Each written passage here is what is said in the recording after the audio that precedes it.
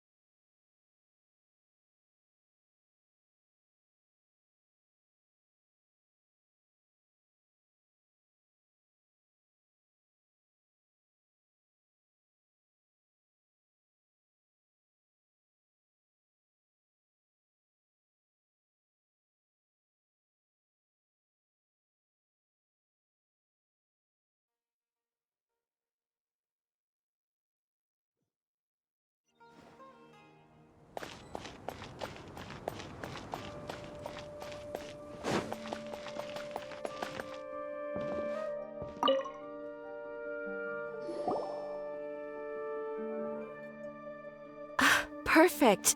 It's you two. I have a commission here that has your names written all over it. In fact, I'd even go so far as to say you're the only ones for the job. The only ones for the job? Huh. If our help is really that important, it's probably some Archon class commission, right? The Adventurers Guild doesn't employ that kind of classification system. In fact, this commission is also probably not nearly as intimidating as what you're expecting.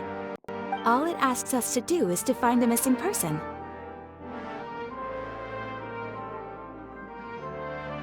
Huh?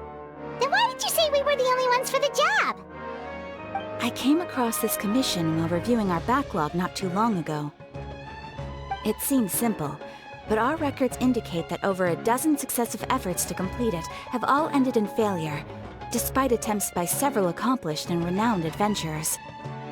With the reputation of the Adventurers Guild and the performance of the Sumeru branch at stake, it's in our best interest to assign this commission to the adventurer with the highest completion rate over the past few years. Well, that's us for sure.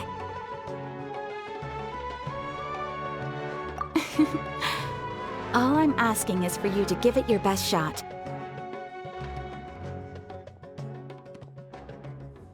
If it proves to be beyond your capabilities as well, I'll talk to the commissioner about canceling the commission.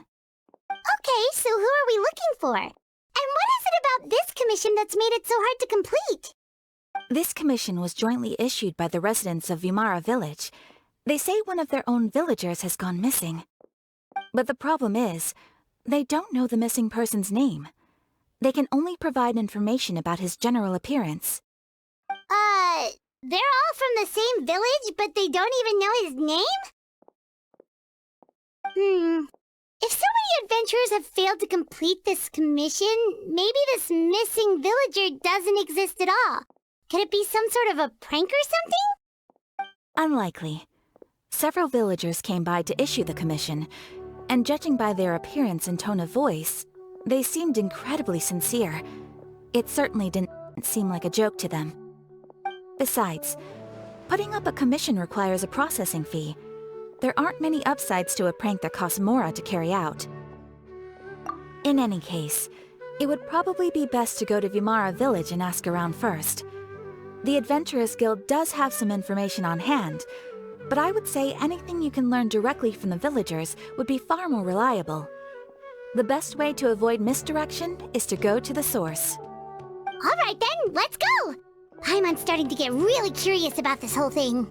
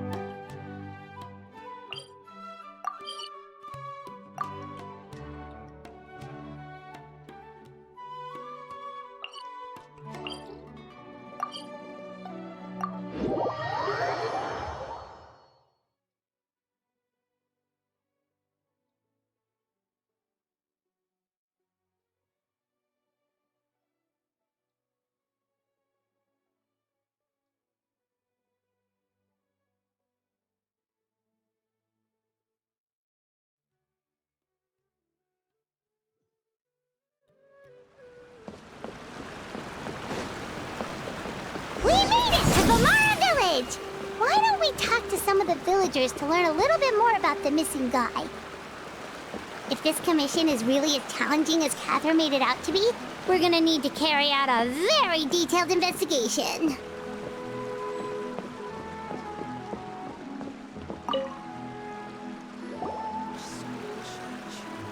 Hello there. You looking to buy something? I do business in this area. Oh, no, we're adventurers. Catherine sent us to look into a commission here in Vermara Village. Ah, so you're here about that, then. Ah, you're not the first, that's for sure. We've certainly made a lot of trouble for you all. To be honest, we aren't holding out much hope. Many adventurers have made their way out here, confident they'd be able to help us, only to leave soon after with nothing to show for their efforts. We've pretty much had it up to here in questions, and the area around the village has practically been overturned in search of clues. But no one has been able to make any headway.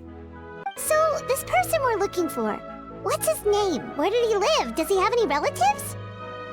I don't know. I really have no clue.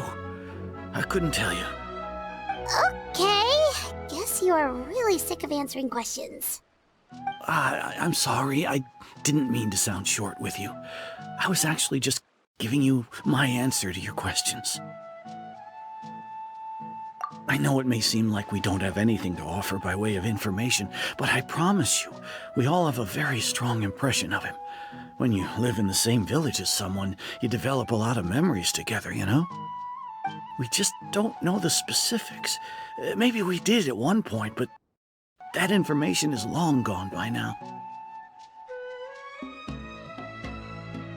At least that's what everyone in the village seems to think. We've all exchanged what we know, and that was the only logical conclusion. All right, specifics aside then, what kind of person was he? Young guy, in his early 20s probably. Incredibly kind sort of person, always willing to lend a helping hand. I chat with him when I didn't have any customers. I even saw him stick out his neck for others on more than one occasion. Very interesting guy, that one. Now that you've started talking about him, you don't seem nearly as down in the dumps as you did before. Seems like he left a pretty good impression on you. But of course, everyone in the village is pretty fond of him. We wouldn't have issued that commission otherwise. There aren't many young people like him nowadays, so genuine and pure. To think that he just up and disappeared one day. I just hope nothing bad happened. Could he have just moved away without telling anyone? No, he's not the type to leave without saying goodbye. And anyway, moving away without being seen by a single person in the village? There's no way he would have been able to manage that. Huh. All right, thanks for the information. We're gonna go ask around some more.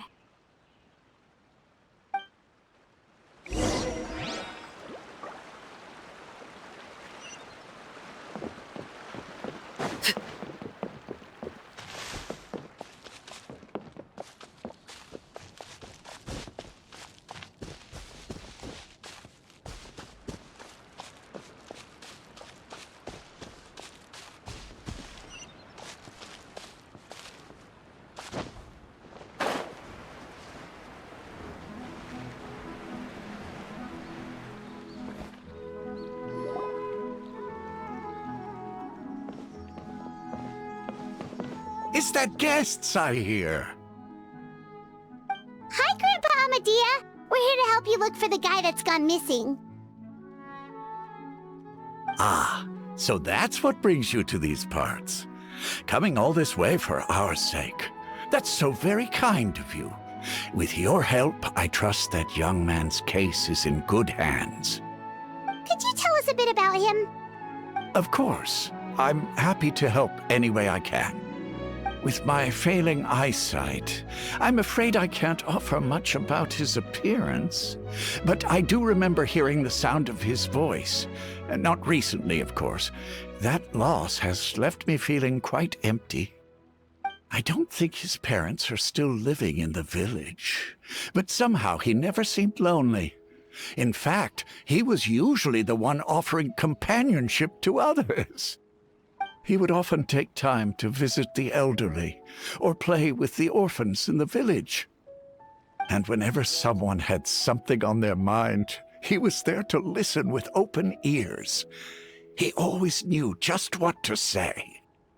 As the village chief, I owe him many thanks.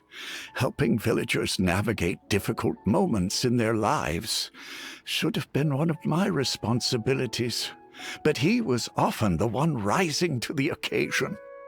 Wow. He seems like such a nice and gentle person. No wonder his disappearance affected you all so much. But, you wouldn't happen to know any details about his name, address, or family situation, right? I'm ashamed to admit it, but I just can't remember. No matter how you look at it, I should know those things. But for some reason, no matter how hard I try to remember, the information just doesn't come. Perhaps my age really has caught up with me this time. It's okay. There's no need to force yourself to try and remember. We'll figure something out.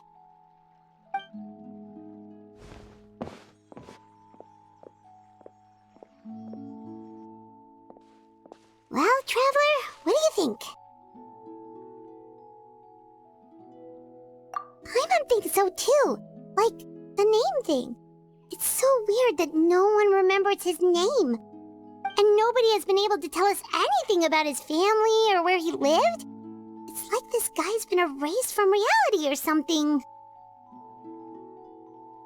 Wait, so you're saying it's not that he's been erased, necessarily, but more like he never existed to begin with? Okay, Paimon's gonna need some time to process that one. Someone who only exists in people's memories?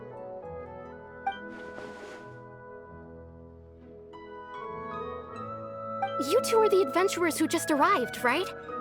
You're here for the Vamara Village Commission? Yep, sure are. We were just looking into the case.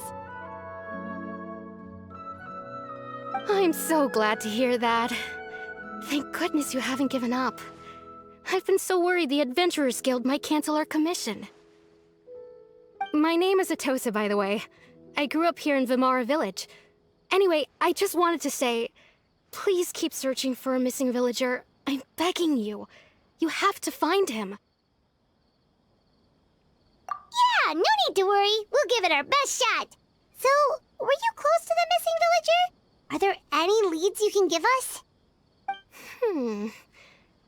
I'm not sure this counts as a lead, but follow me. There's a place I'd like to show you.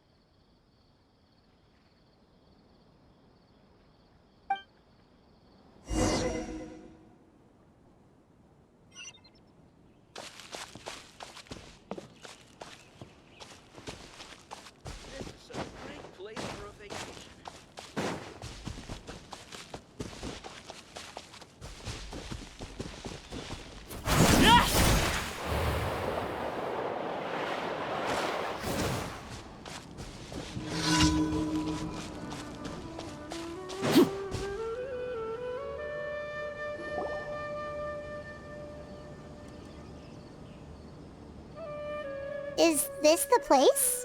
Under this tree? Yep. I know it doesn't look like much, but this place is very meaningful to me. It's so full of memories. We used to always sit together under this tree and talk. Sometimes we would look up at the clouds in the sky, or stop to feel the wind against our skin. We could sit there for hours at a time, never realizing how long it had been. I was actually adopted by the people of Vamara Village. The forest rangers found me in the woods as a child. I was surrounded by such good people, and growing up in the village was so lively. Still, there were times when I couldn't help but feel incredibly alone. Alone? How should I put it? When something's bothering you, or when you have good news to share, you always want to talk about it with somebody. But for the longest time, I didn't know who I could talk to, or if I should say anything at all. Everyone has their own problems to deal with. Even if I might want to confide in others, I don't want to become a burden. Really? You know exactly how I feel? Aww. Wow, that sounds really nice. You're quite lucky. When it comes to our missing villager, well... I guess you could say that to me. He felt like both a family member I could rely on and a friend who could really understand me. No matter what came my way, I knew I could always talk to him. He was so thoughtful and pure, and patient too. Whenever I talked to him, he would always seem so interested, as if the things I was describing were just as important to him as they were to me. Ever since he disappeared, there's been so much I wanted to tell him. No, none of those things matters now. I just really want to see him again. Wow. You two must have been really close. Did he ever tell you anything about himself? He mostly just talked about interesting things he saw around the village. He'd share a lot of his own wild ideas as well. Oh, right! I did ask him about his parents once. But all he said was, they're not here anymore. I didn't know whether that meant they had left the village or passed away, and I didn't want to pry. Still not much to go off of. Look at me. Talking your ear off and still nothing to show for it. I'm sorry I wasn't more help. The last time I talked this much in one go was when we were still together. Come to think of it, every time we talked, it always seemed to be around dusk, just like right now. Time always passed by really slowly. Even when it felt like we'd been talking for hours, the sun would still be at the same position in the sky. Well, time always seems to pass slower when you're relaxed, right? What's wrong, Traveler?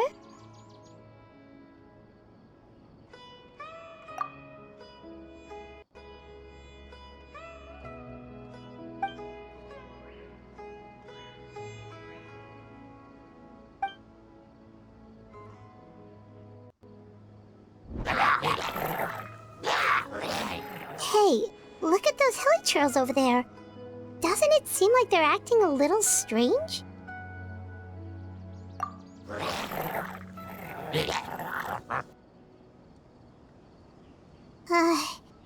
The Abyss Order. Could they be the ones behind all of this?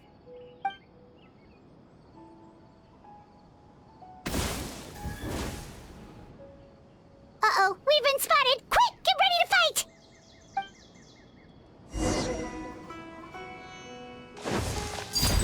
Powerful move!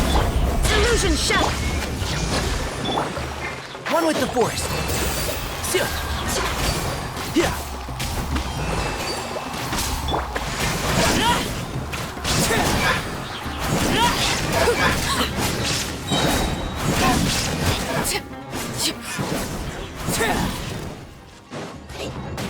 This is where you fall.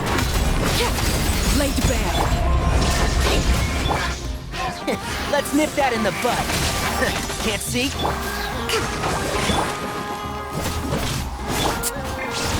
There is no escape!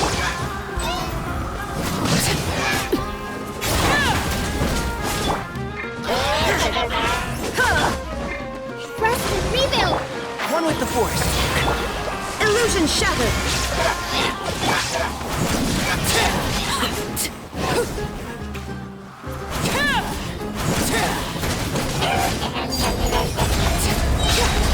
Everlasting as the moon!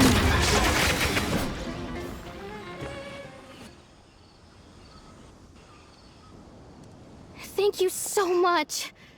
I wasn't expecting monsters to show up. If you hadn't been here, I'm not sure what I would have done. It was no trouble. Now that I think about it, the hilly trolls around Vilmara village have been a lot more active lately. They seem agitated and would often attack anything in sight. Chief Amadea doesn't allow the children to play in the area around the village anymore. Maybe the Abyss Order really is involved. Well, we should head back and check out the situation in Vimara Village just in case. If the Abyss Order is plotting something, that could spell trouble for the villagers.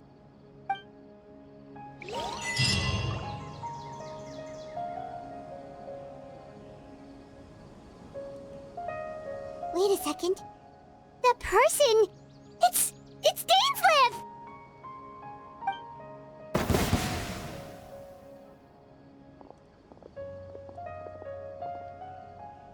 Ah, it's you two.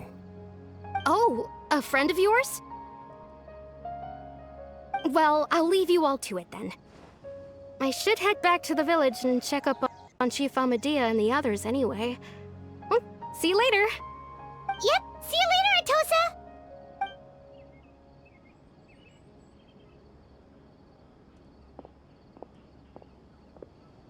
Why do you always have to pop up out of nowhere like that? Is it your life's mission to jump scare us or something? It's hardly personal, or intentional for that matter. As long as you and I are both in pursuit of the Abyss Order, we're bound to cross paths. Ah, so you're here to investigate the Abyss Order then. That would explain the monsters you were fighting just now. Naturally. Hold on. Are you not here for the same purpose?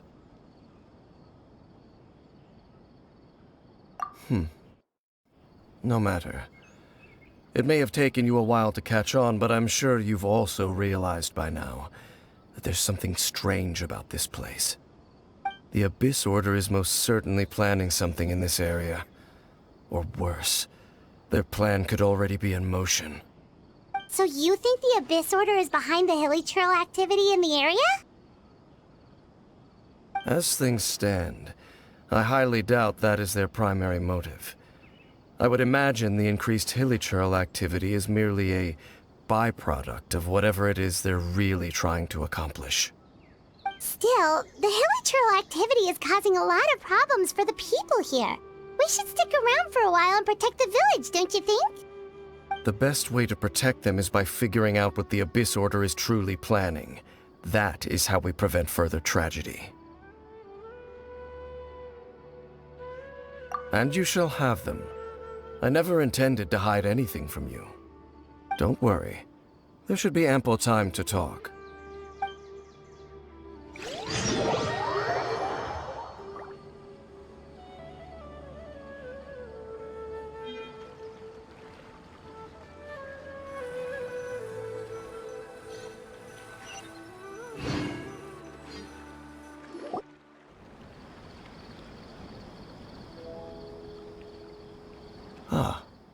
So that was the commission that brought you here to Vimara Village.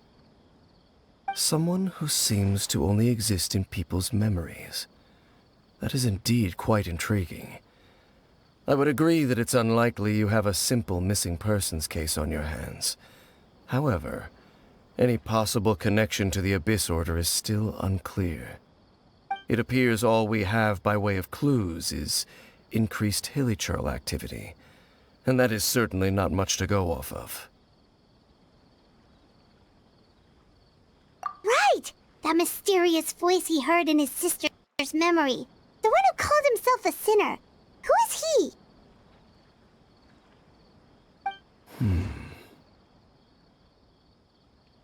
Traveler, let me ask you this. Do you believe your sibling to have betrayed you? I sense hesitation in your words. After all, you still haven't figured out the whole truth of what happened. There's still hope for the two of you to reconcile. Irreparable damage has not yet been done. The sinner you wish to know about, his situation is different. He and his fellow sinners have long betrayed me, and long betrayed their nation. His name is Vedrfolnir. The Visionary. I'm loath to admit it, but he is also my kin, my older brother. Your brother? There were 5 of them, the 5 sinners of Khaenri'ah. The wise Roptatyr, the visionary Vedrfolnir, Gold Rhine-daughter, the foul Sertologi, and Rehir of Solnari, Rerir. No matter how eroded my memory may become, I will never forget their names. One day, I shall have my vengeance. Wait, some of those names sound really familiar. Rhine-daughter is the one who created Albedo. Sertologi is Skirk's master. And the one we just learned about, Dane's brother, Vedrfolnir. If he was the voice of the sinner, then the one who inspired Clothar to create the Abyss Order was him.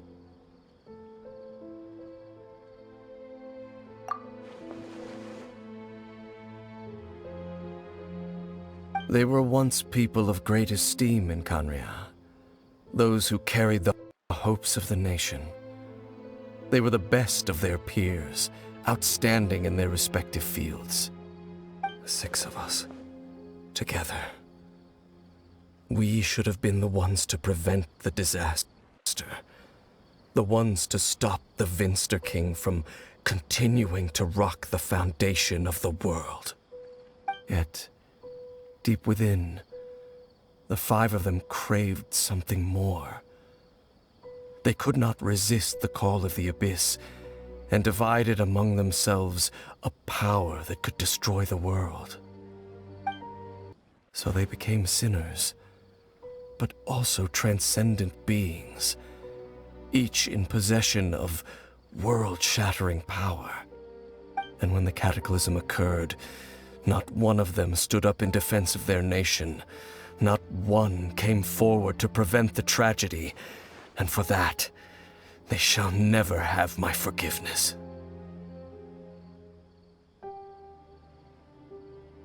Indeed, if they are not stopped, the day is sure to come when they will also betray the entire world. Of course, as I said, I never intended to hide anything from you. So, Dane, what have you been looking into all this time? I've continued to investigate the questions surrounding the Loom of Fate. It's been quite some time since the initial operation was launched. By retrieving the eye of the first field tiller, we were able to stop part of their plan from coming to fruition. Oh, Paimon remembers! Weren't they going to use it to corrupt Osial and make a god or something? Indeed. However, it's obvious that was just some sort of technical experiment. The eye was integral to their plan, yet somehow, despite failing to obtain it, they've skipped the experimental phase and found some other way to keep moving forward. There are many signs pointing to that effect. Then, what should we do? It's not too late, is it? Our most pressing concern is to determine the purpose of the Loom of Fate. From there, we'll be able to deduce the Abyss Order's true objective. Based on the intel I've gathered so far, I suspect the Loom of Fate is related to the ley lines in some way. The ley lines? Traveler, you were able to observe your siblings' memories last time, yes? I believe that was due to the fact that the ley lines in that area were unstable. My recent investigation has shown that Abyss Order activity in a particular area is usually followed by a series of issues with the ley lines.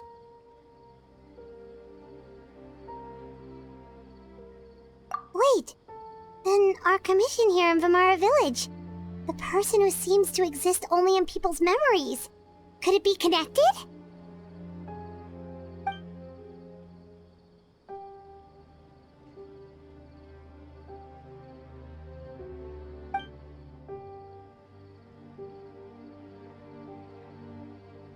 It's certainly possible.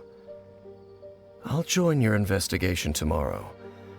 This missing persons case could very well turn out to be the key to unraveling these mysteries. Well, if we're teaming up with Dane again, we're gonna need all the energy we can get. Let's try investigating somewhere a little further away tomorrow.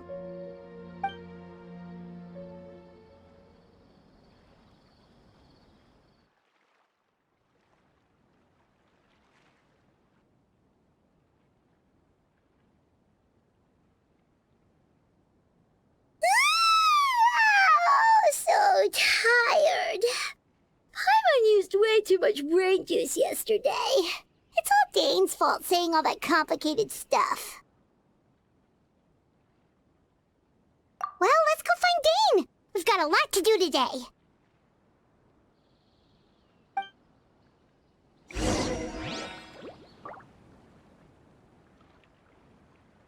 This is such a great place for a vacation.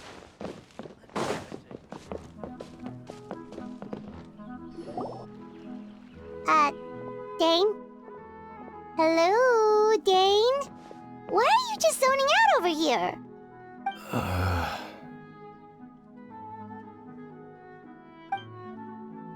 Did something happen?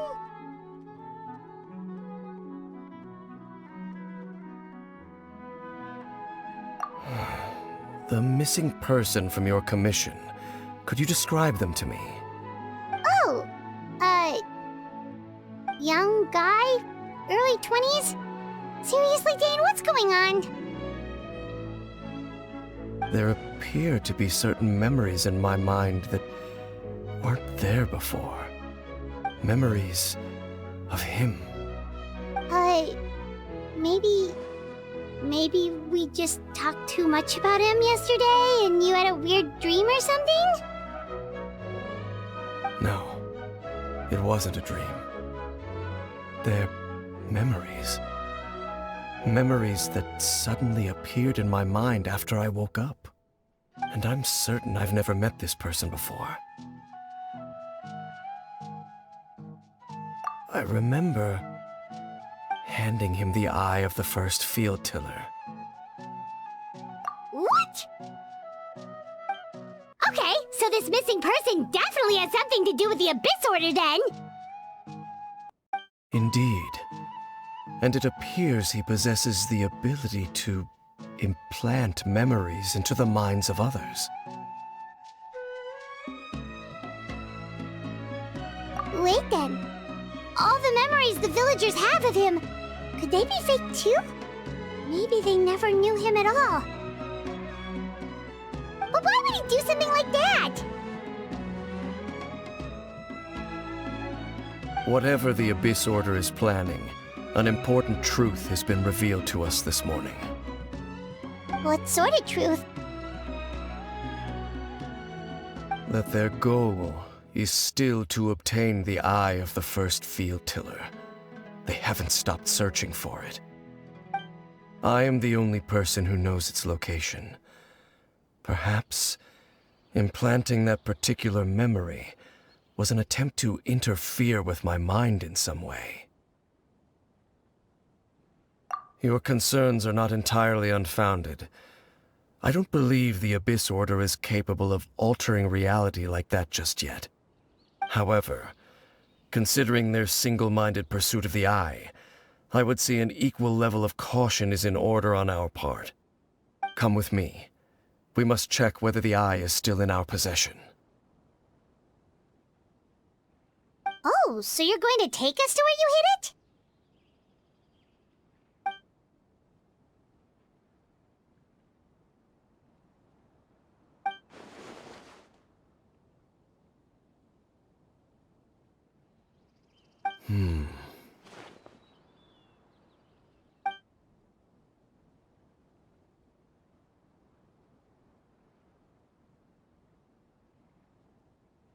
Of course.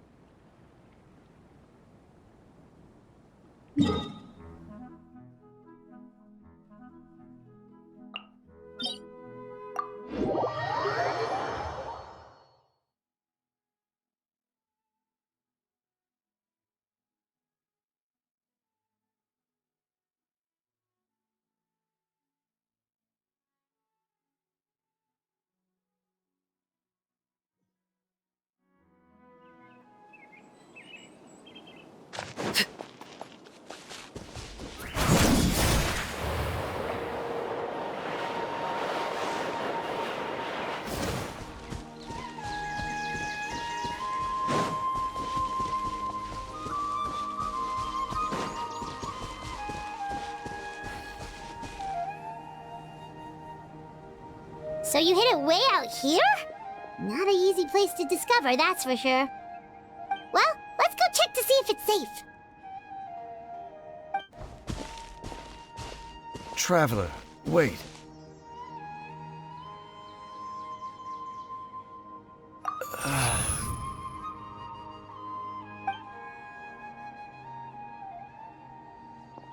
We've no time to lose. Let's head inside.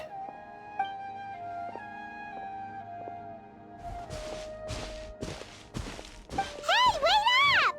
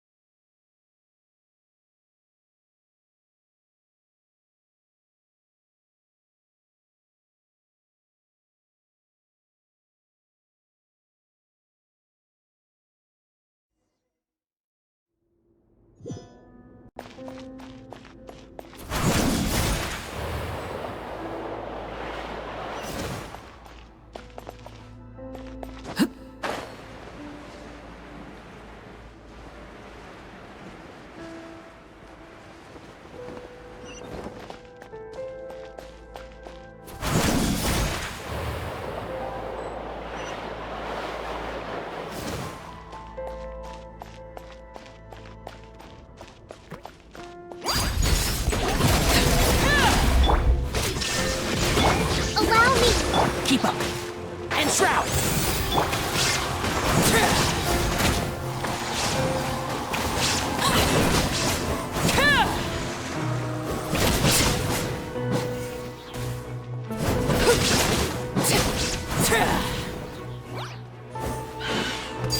Overruled.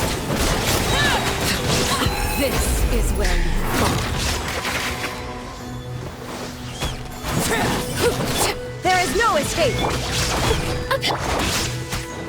One with the force. Laid bare.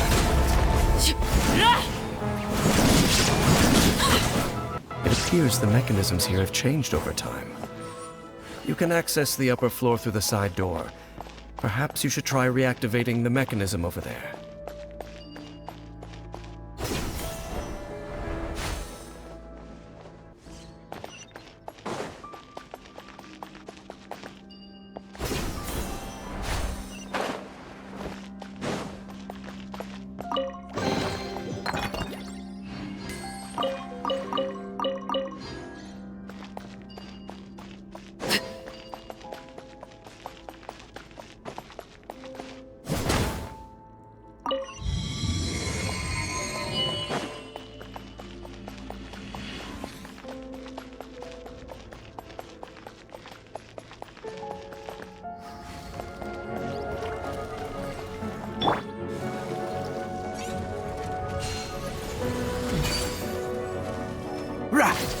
And shroud! Hold the line! Illusion shattered. Everlasting as the moon. Transfixed.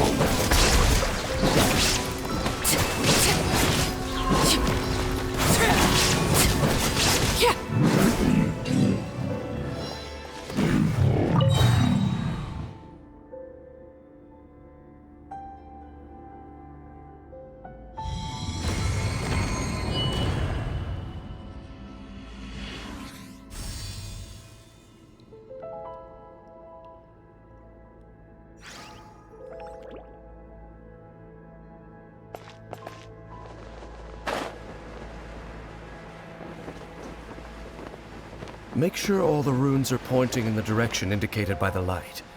That should unlock the mechanism.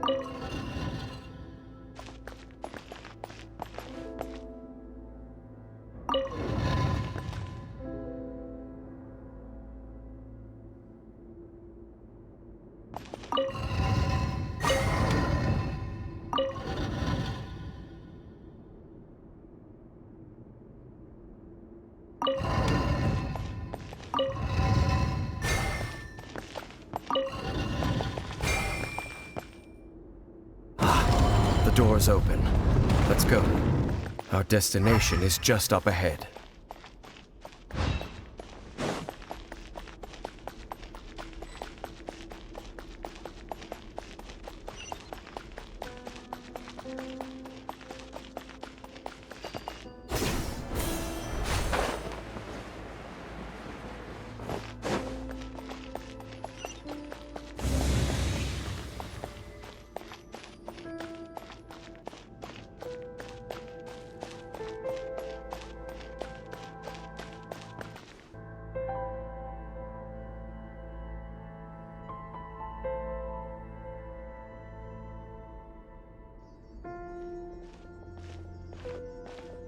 Looks like we can't go any further.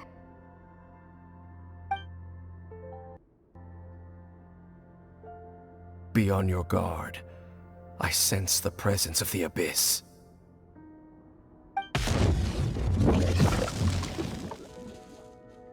It's the Abyss Order! They're here!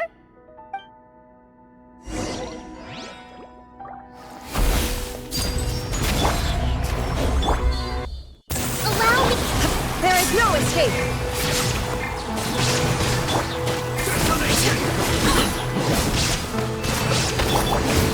I'll uproot you! Illusion shattered!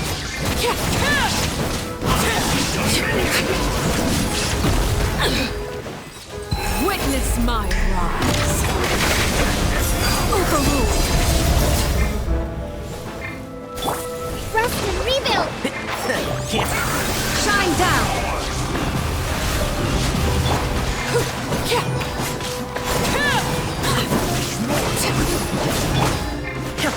Torn to oblivion! Illusion shattered! One with the Force.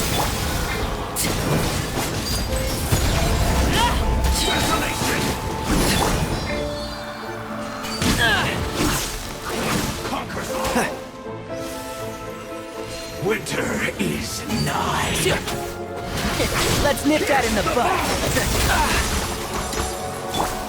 Shine down! Everlasting as the moon! Transfixed! One with the Force. Illusion shattered! Just as I suspected. The false memories were a trap. The Abyss Order just wanted to follow us here. Now that they're in the vicinity, we should have a chance to see... Dane? What's wrong? Can you feel that? There's been a disturbance in the ley lines. It must be the work of the Abyss. Wow, you must be really sensitive to that sort of thing. Paimon doesn't feel it. You too. Do as I say. Use that mechanism over there and leave this place. The Abyss Order is putting something in motion. If you return to Vimara Village, I suspect you might finally have the opportunity to locate the missing villager. Just think of it as a way to divide and conquer.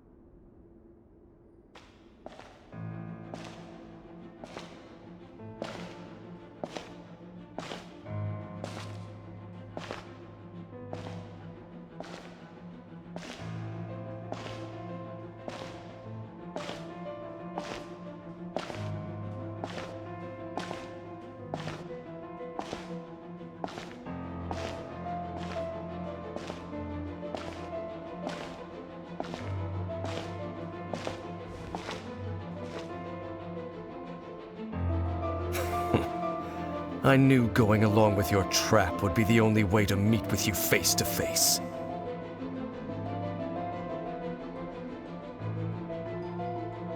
You risked your safety and that of the Eye? That's quite the gamble, Dainsleif. But I believe that I am the one walking into a trap laid by the Twilight Sword. So you came here all on your own? What about those followers of yours? When the Twilight Sword is prepared for battle, any army I could send would only be marching to their doom. Better that I face you alone. I know you must have a lot to say, but if it's a conversation you want, you'll have to defeat me first.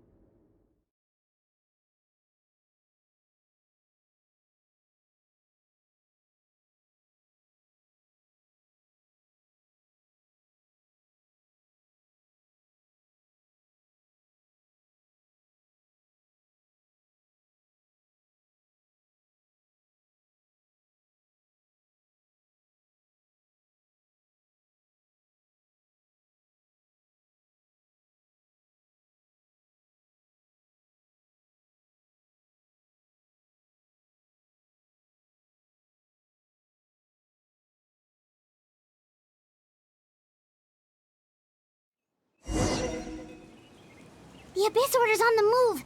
The ley lines are all out of whack! We better hurry back to Vimara Village and see what's going on!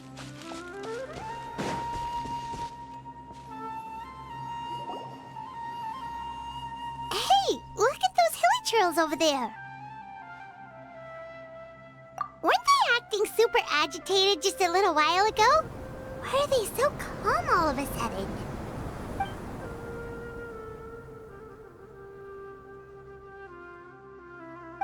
In the New World, they bade farewell to the shrouded sun.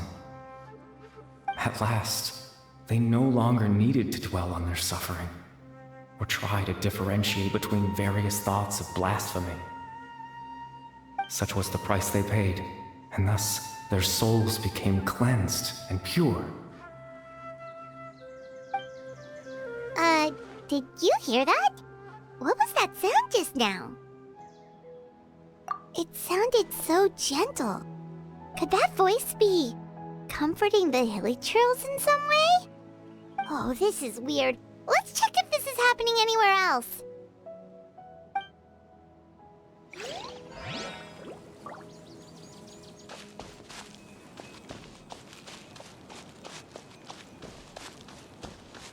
Looks like the same thing is happening over here too.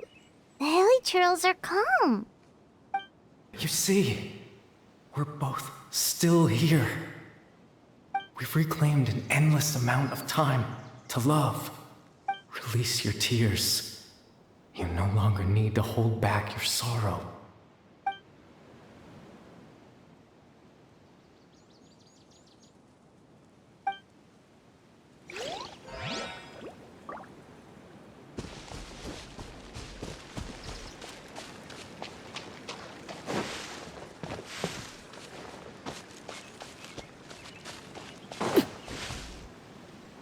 Over there. It looks like they're sleeping.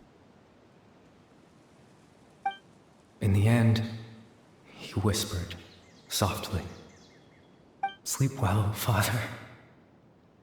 Sleep well, my beloved people. When you awake, that which differentiates us shall be no more." It almost sounds like a poem or some kind of story. Well, now that the hilly trails have calmed down, Vimara Village should be safe at least. Let's put this situation to the side for now.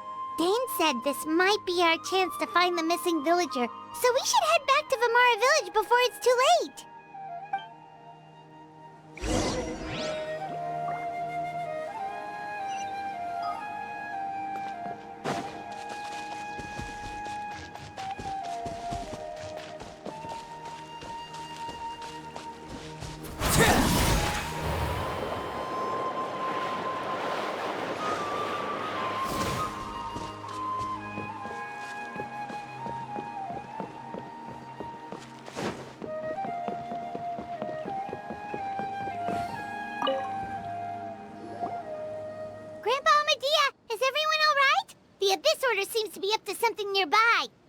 The Abyss Order? This is the first I'm hearing of it. Thank you for your concern, but as far as I'm aware, it's been business as usual here in the village. Well, that's good to hear. Oh, also, you didn't happen to come across any clues about the missing villager while we were gone, did you? Someone's gone missing, you say? Who would that be? Huh?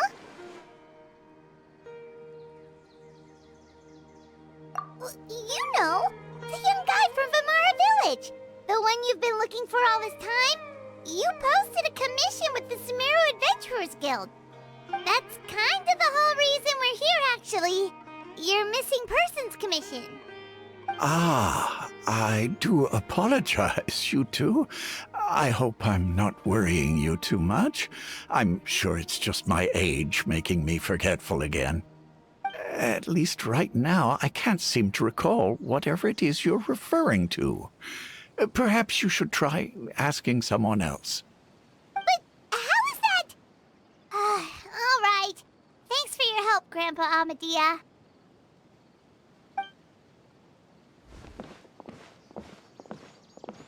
Something's definitely not right.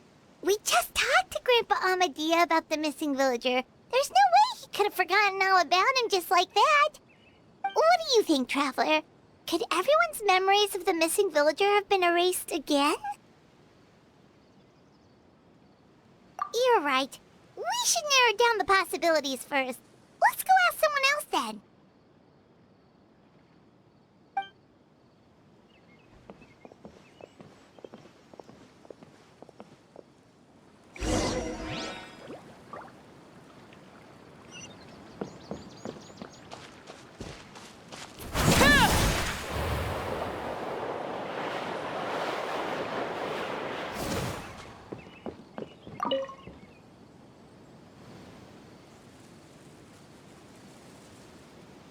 Someone's gone missing? Who? Just as expected. That guy you said a bunch of nice things about earlier? The one you always used to chat with. He's around 20 years old, and you said he was a kind, warm-hearted person? Oh, I know who you're talking about. Really? You remember? There aren't many young people who've earned that kind of praise from me. If you're certain that's what I said, then there's only one person who fits the bill. No doubt about it. But why'd you say he's gone missing? Yeah, I just saw him leave the village. There was someone else with him, too. They couldn't have gone far.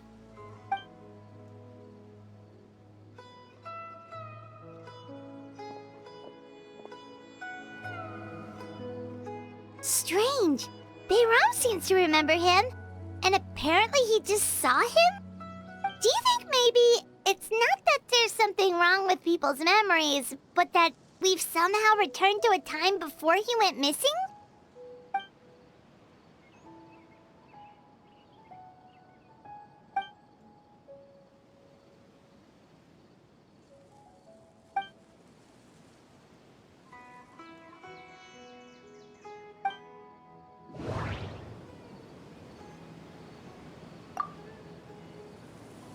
If we really did travel back to a time before he disappeared, that could explain why the villagers said he hadn't gone missing. If we really did travel back to a time before he disappeared... If this person only exists in people's memories, maybe we're in someone's memory right now. Just like what happened with Greater Lord Rukkhadevata, no one remembers him. Because there's been a change in people's memories. Right! Paimon totally forgot about the leyline disturbances. We're in someone else's memory. Just like how you entered your sibling's memory last time. That would also explain why we seem to be at a time before he went missing. It's a memory after all. Right. If he's someone who only exists in people's memories, then we're finally on the same turf. But didn't Bayron just say that he saw him leave the village with someone? Where should we go look for him? Who knows how long this ley line disturbance is gonna last? We might not have that much time, and we don't even know whose memory this is. Good idea! That'll help us narrow things down. We pretty much figured out that the missing villager has the ability to... Right! That! Can we try to figure out more about him using what we know of his ability? Like, does it maybe leave a trace that would somehow give him away?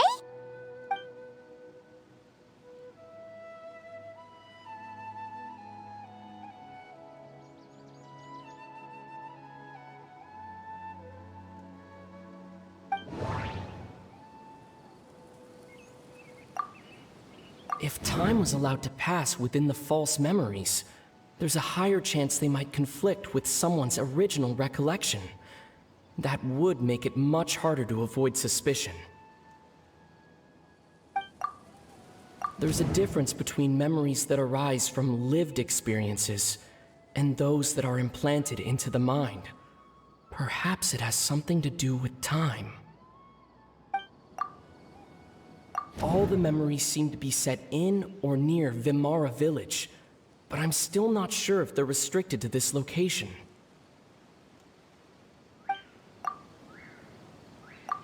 No wonder! All this time and the sky hasn't changed a bit! That must mean time isn't passing! That's the tell of the fake memories! The implanted memories are basically taking place outside of the regular 24 hours of the day. If the memories included the regular passage of time, it would be easy for people to tell that something was off. Like there could be overlap or something. People might start to wonder why they remember doing two different things at the same time of day. That's why he makes sure the memories take place at a specific moment in time rather than over a period of time.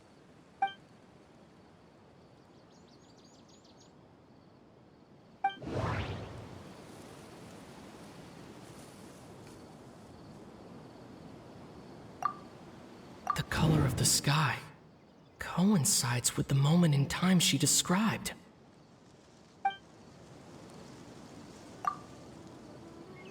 Dainsleif had memories implanted into his mind.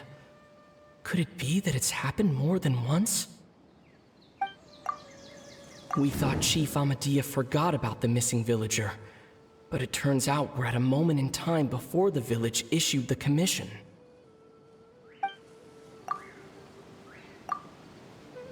Oh, right! That's exactly what Atosa described!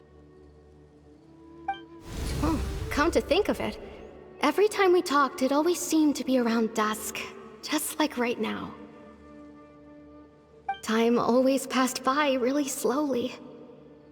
Even when it felt like we'd been talking for hours, the sun would still be at the same position in the sky. Yep, that has to be it! This is definitely Atosa's memory. Yeah, that's where they'll be!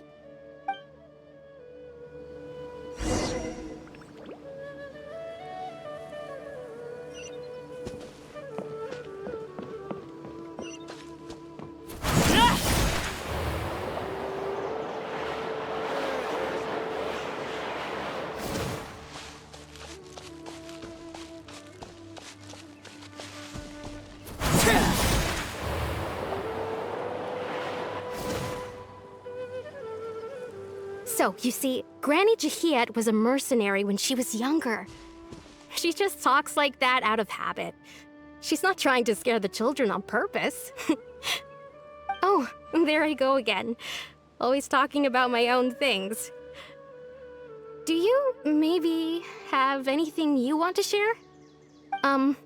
It's okay if you don't. You could also just talk about what you think of me? Oh, I think you're an incredibly strong and thoughtful young woman. You'll meet many amazing people and live a very happy life. You won't miss someone like me. Huh? Are those your friends over there?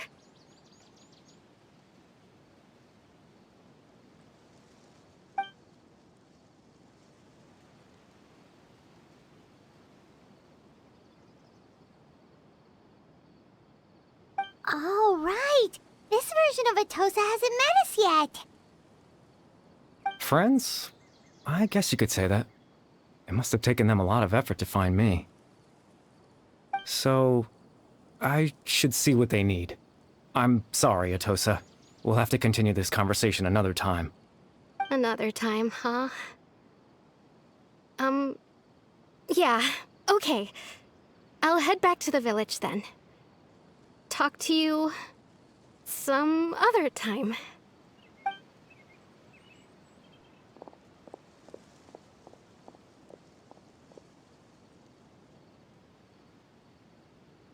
It's nice to see you, Traveler. I believe this is the first time we've met.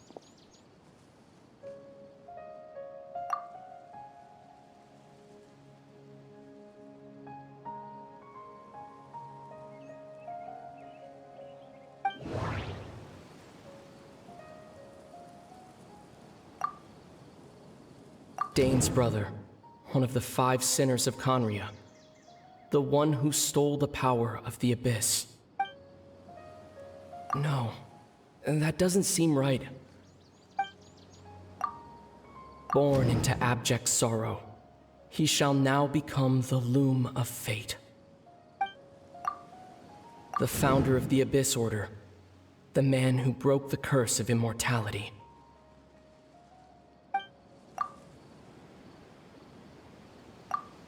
You're Kari Bear Alberic. Oh. You know me? That's quite the surprise. I don't believe I've met you before. Oh, I see. It was the memory, wasn't it? Your sibling's memory. You saw the me from back then. This is Atosa's memory. I came here to say goodbye to her. But I suppose I'll just leave her a message instead. Come, let's find somewhere else to talk.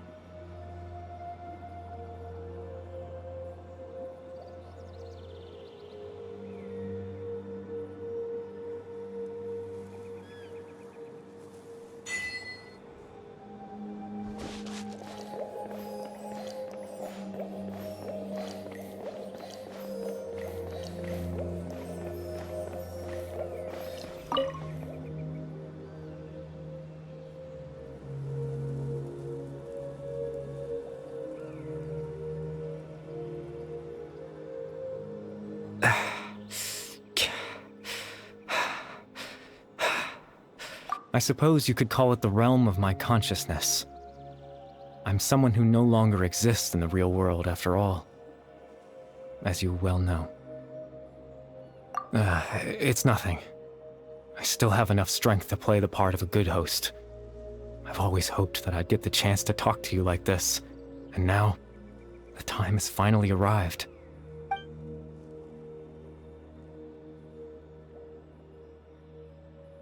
Extreme sorrow and pain. Hope and regret coursing through your veins. And a degree of abyssal power that defies comprehension. Father told me that once I possessed all those elements, I would become the Loom of Fate. But despite his intentions for me, I never truly became the Loom of Fate. I was merely used as a means for its construction. In truth, I died the moment I set everything in motion. The person you see before you now is nothing but a remnant of consciousness left over within the loom of fate.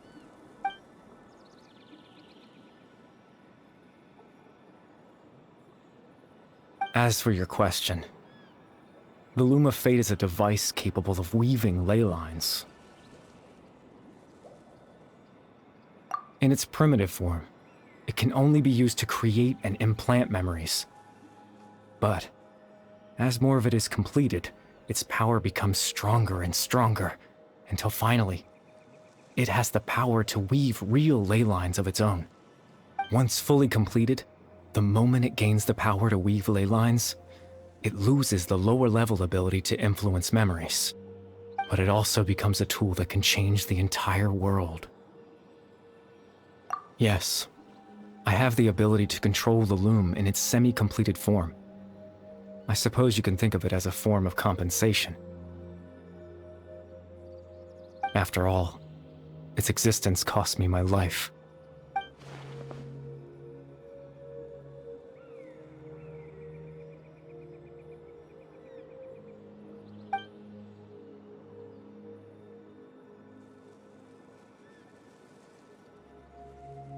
Ah, that. I was wrong to implant those memories. I'm sorry I caused so much trouble. Not only for everyone in the village, but for you as well.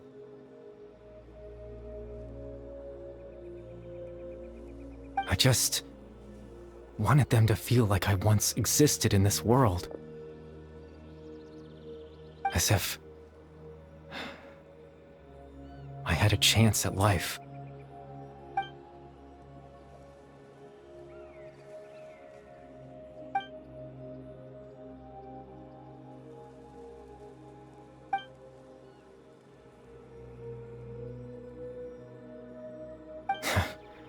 I know what you must be thinking.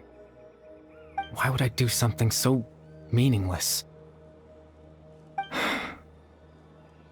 But I just couldn't accept it. I had to know what it would be like if I had my own life. What kind of person I would be. What other people would think of me.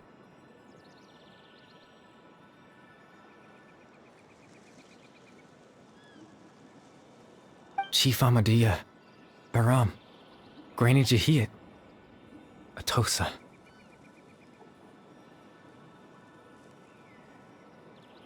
What would it be like if I could live alongside them?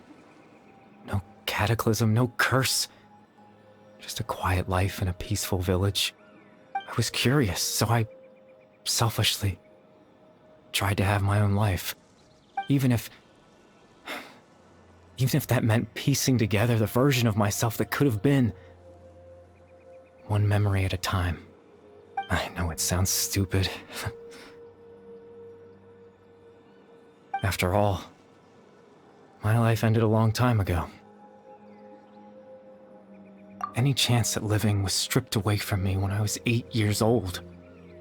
My consciousness left to mature in an illusory world of nothingness. Even the form you see before you was nothing but an invention based on my father's appearance. An imagined version of what I would look like if I had the chance to grow up.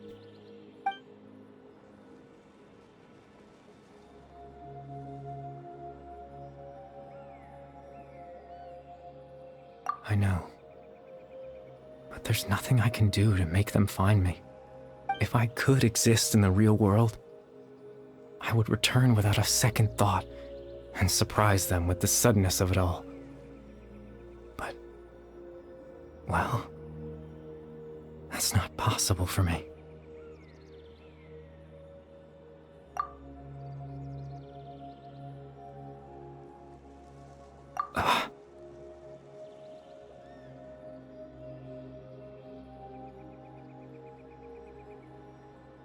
I know.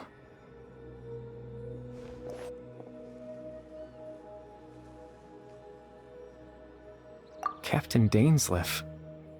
Twilight Sword, you mean? No need to meet up with him.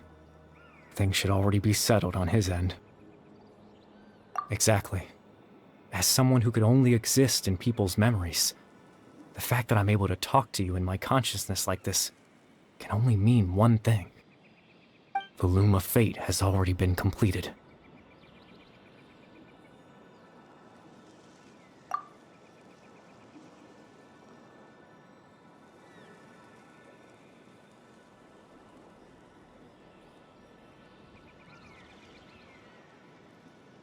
No need to worry about Captain Dainsleif. He's absolutely fine.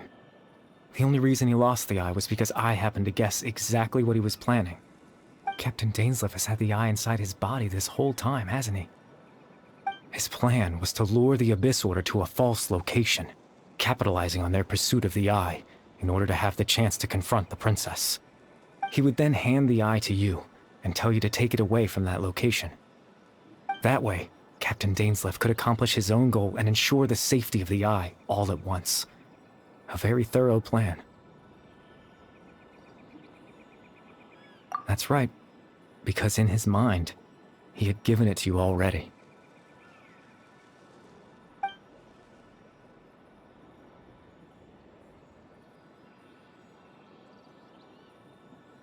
Before you two entered that false location. Traveler, wait.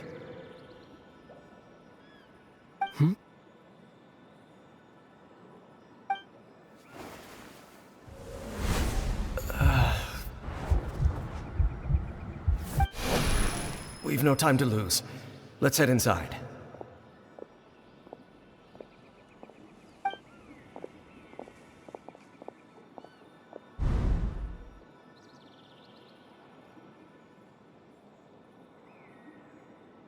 That was when I implanted the memory of him handing you the eye. Given the tense situation at that time, Captain Dainsleif failed to notice anything out of the ordinary, and took that memory to be real. I'm sorry, Traveler, but I needed the Loom of Fate to be completed. And to do that, we had to retrieve the eye.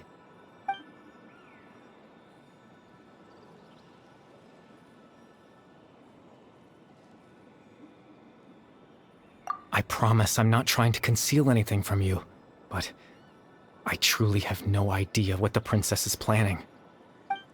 Tevat's ley line system is deeply entrenched in the planet. Creating new ley lines can neither replace nor extend the ones that already exist. In the face of everything they could be planning, I fear I'm too insignificant to even get a glimpse of the bigger picture.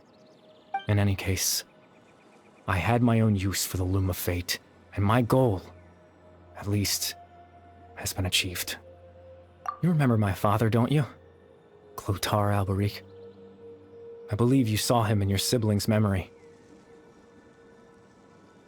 After he used the power of the Abyss to restore consciousness to my hilichurl form, I suffered from an indescribable level of mental anguish. To comfort me, my father told me a story, that this was a fairy tale world where I had to take on the form of a little monster. That story managed to dispel my fears, even if just for a moment. My goal was simple: to use the Loom of Fate in its near-completed form, when its ability to create memories was at its strongest, to implant a specific memory into the minds of the hilichurls. In that memory, I would tell them a story, just like my father did for me. It was a story of fairy tales and love. But more than anything, it was the story of us.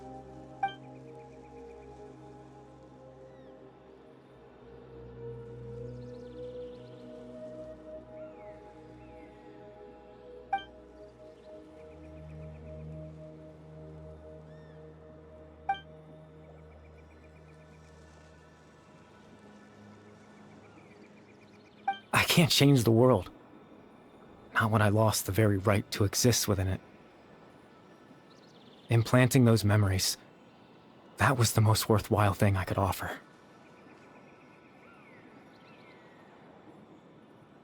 All that's left of my existence is a wisp of residual consciousness tied to the loom of fate. In truth, that trace of my consciousness should have dissipated long ago. My goal was the one thing that allowed me to hold on all this time. But now, the bedtime story is finished. And it's finally time to rest.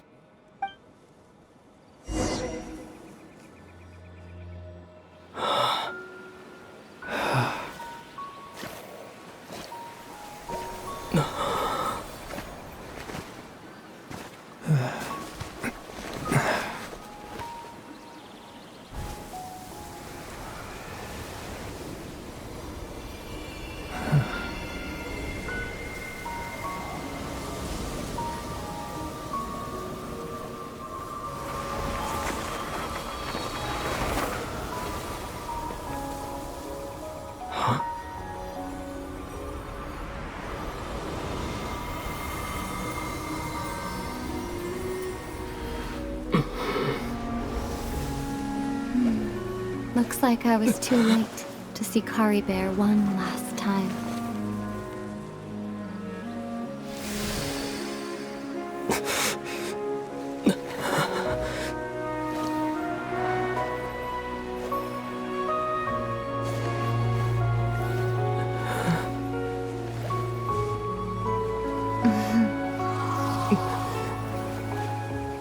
Kari Bear's consciousness is gone, and this space will soon disappear along with it. Neither of us belongs here. That's why we're not tangible. Were that not the case, I'd love to hug you too.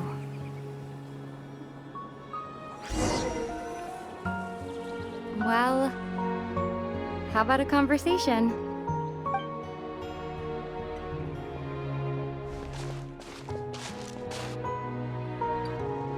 The chance to just stop and talk like this is certainly not easy to come by. Wouldn't you agree? That battle earlier was tough. The one against Dane, I mean. I didn't expect that after everything, he would still hesitate to raise his sword against me. Were it not for that, perhaps I'd still be no match for the Twilight Sword. Even after 500 years. The loom of fate, huh? I still haven't found a way to utilize it to its full potential. But there's still time before the heavenly principles awaken. Yes, for 500 years now, ever since the cataclysm in Conria, there's been no sign of activity. Not long ago, you witnessed the Hydro Archon destroy her divine throne. Yes? Such a flagrant disregard for the rules, and still Celestia took no action. I suppose that's proof enough of the Heavenly Principles situation. However, the Heavenly Principles will awaken. We just don't know when that will be, or what might trigger it. You could say that. Just look at Kari Bear. He was so pure and single-minded.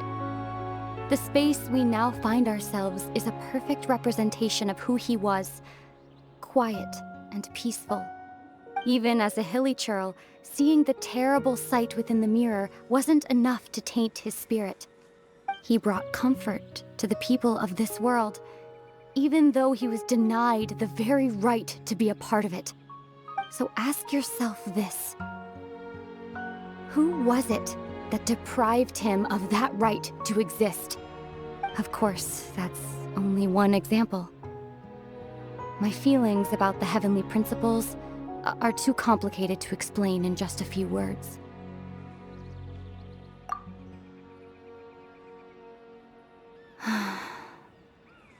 Ether?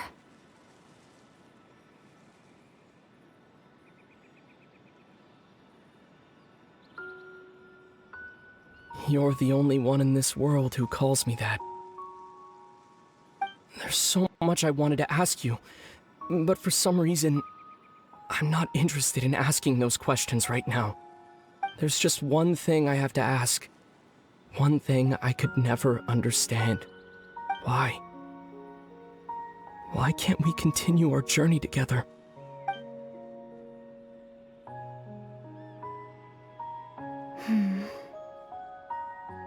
At the end of my journey, I arrived at a place known as the Sea of Flowers at the end. Do you remember? A long time ago, when we traveled between worlds together, you told me you wanted to find a place in the universe where that one flower was in full bloom. To have a place like that suddenly appear before me. Well, would you think of that as a coincidence? You mean... I miss you too, Ether. But as this war continues to rage, and as I continue to seek that final answer, I don't even know how to face myself sometimes, let alone my own brother. Huh? What's going on? This space has lost its tether. I doubt it'll be able to exist much longer. In fact, aside from our inability to physically interact with each other, there's something else you should know about this space. With Kari Bear gone, we won't be able to remember anything that happened here. Everything in space will be wiped from existence, including all memory of our reunion. You're only telling me this now?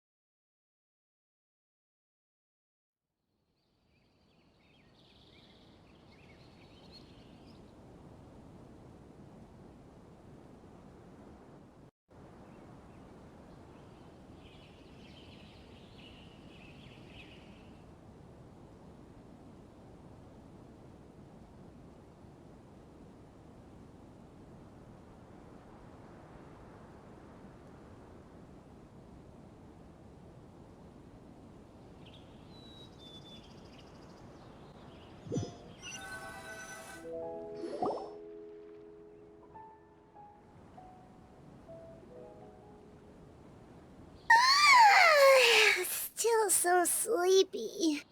Paimon's head feels all fuzzy. Oh, Paimon woke up a little earlier than you, so Paimon will fill you in. The villagers said that they saw us sleeping near the village yesterday. They couldn't wake us up no matter how hard they tried, so they decided to just bring us back here. Oh, and Dane came by just now. It looked like he was injured. He didn't say anything, though. Just made sure that you were all right and left. Kinda seemed like he had a lot on his mind, but that's Dane for ya.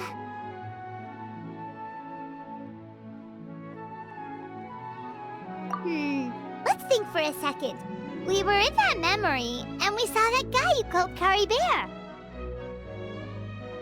He was the missing villager that we've been trying to find, right? And after that, Paimon doesn't remember what happened.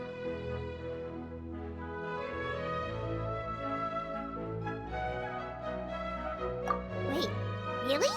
What a score!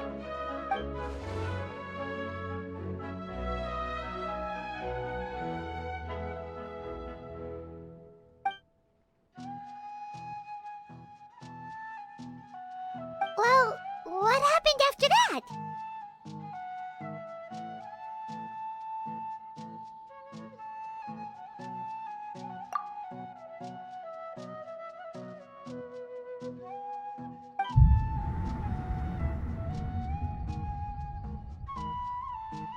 Ah, there you are. Sleep well? Bayram, you sure seem happy. Did something good happen? Something good? Huh. Wasn't anything good or bad, I'd say. It's just that, well, the village organized another search party yesterday. It didn't feel right to leave all the searching to the adventurers. So there we were, searching away, when suddenly this one guy said it all came back to him. According to him, one day around dusk, he was passing by this one tree outside the village, and he saw our missing villager. There he was, sleeping under that tree all by himself. His parents came a little later to wake him up, and they all left together. It looked like quite a happy family, apparently. And after that, well, we all started to feel like that really is what happened. Kind of strange that we forgot all about it for so long.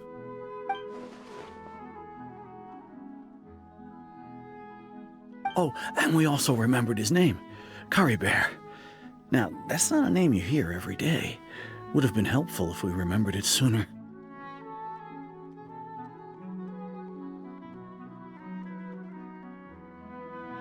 Well, I hope he's happy wherever he is, and we're all relieved now that we know what happened.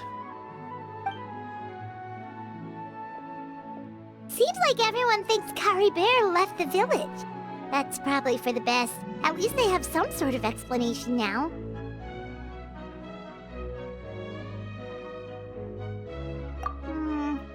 Paimon wonders how Atosa's doing. Maybe we should go check on her. If she hasn't remembered like everyone else, we can tell her what happened. Paimon didn't see her in the village just now, so she's probably at the tree. Come on, let's go talk to her.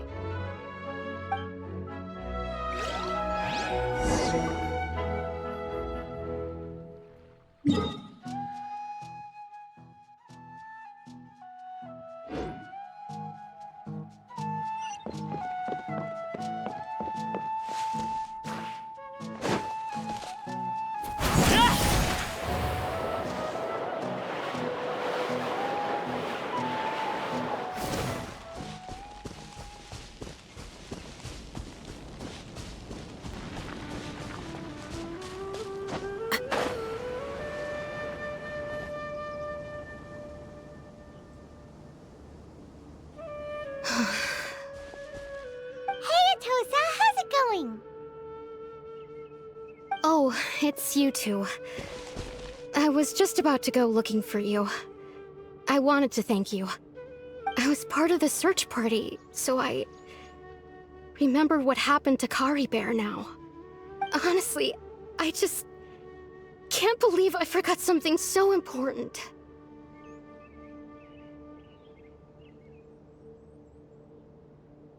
It's funny, but I have this feeling he told me the same thing. I just can't seem to remember when.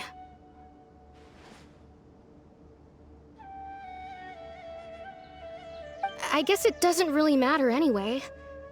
Life is made up of a series of memories. As long as I hold on to our time together, he'll always be a part of my life. I'm just happy I got to meet him. So, who cares what happens in the future, right?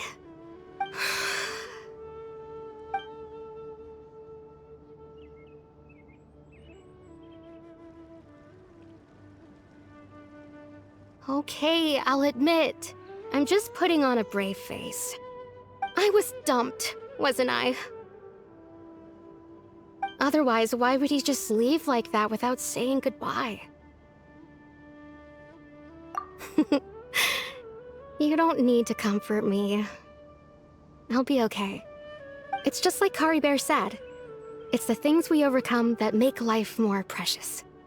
And you know, if he has a heart, maybe he'll come back and see me one day. Anyway, thanks for all your hard work, you two. I promised I'd help Granny Jahiet with something, so I should head back. Goodbye. Well, that should be it, right? Everyone's lives can go back to normal now. Oh, right! Weren't you about to tell Paimon what happened after your conversation with Curry Bear?